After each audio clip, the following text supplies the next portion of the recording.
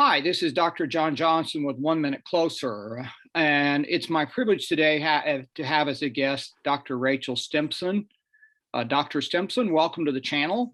It's great to have you here today. Great, thank you for having me. Absolutely. In this dissertation business, we all need someone to go to when we don't really know what we're doing, because it's really complex and there are a lot of designs involved. And Dr. Stimpson is a person like that for me, a person who knows more than I do about research design. And she has been the final approval for literally hundreds of dissertations. So it's great to have you here, Dr. Stimpson. Could you just give us 2 or 3 pointers from your point of view that can help doctoral students finish their dissertations or doctoral projects faster? Sure. I think one of the main things for doctoral students is that oftentimes they look ahead towards the final product. And so they get so focused on finishing that they get overwhelmed. And so one of the biggest things they can do is really to set up a time frame, set up a timeline of a plan to how to finish this. And so for some students, working in a 3-hour block of time works best. For others, they don't have that luxury of 3 hours at a time. They might have, full-time jobs, children, parents, what have you. So setting up a 30-minute block a day, but setting aside that time on the calendar that's not touched, that you don't give up. Just as if you were starting an exercise program, you set up that time, and that's the time to write.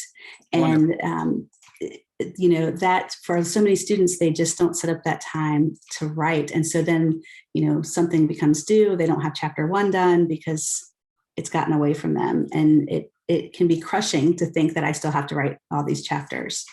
And so tied to that is this, this concept of putting something on paper. So none of us write perfectly our first round. When I was an undergrad, I was an English major and I worked in the writing center. And Wonderful. One of the concepts, it really was. It was a great experience. Little did I know I'd still be using that information all these years later. What a great background. Yeah. And so one of the things that we learned and then we stressed that we taught in the writing center was that, there's something called multi-drafters and one drafters. And one drafters think that they can write a paper once and turn it in and it'll be fine. And a lot of our undergrads tend to be those, one drafters where they will stay up, right? They'll stay up until 3 or 4 in the morning writing this paper, just once and submit it. The problem is the majority of us are multi-drafters. We all need to take time to write something on the paper, then go back and read it and edit what we wrote. And so for doctoral students, that means if you can just, if you've read the literature and you can just write something, set it aside, come back to it, and then read and edit what you wrote, you're going to start to make progress. And it might be slow at first, but it will pick up speed.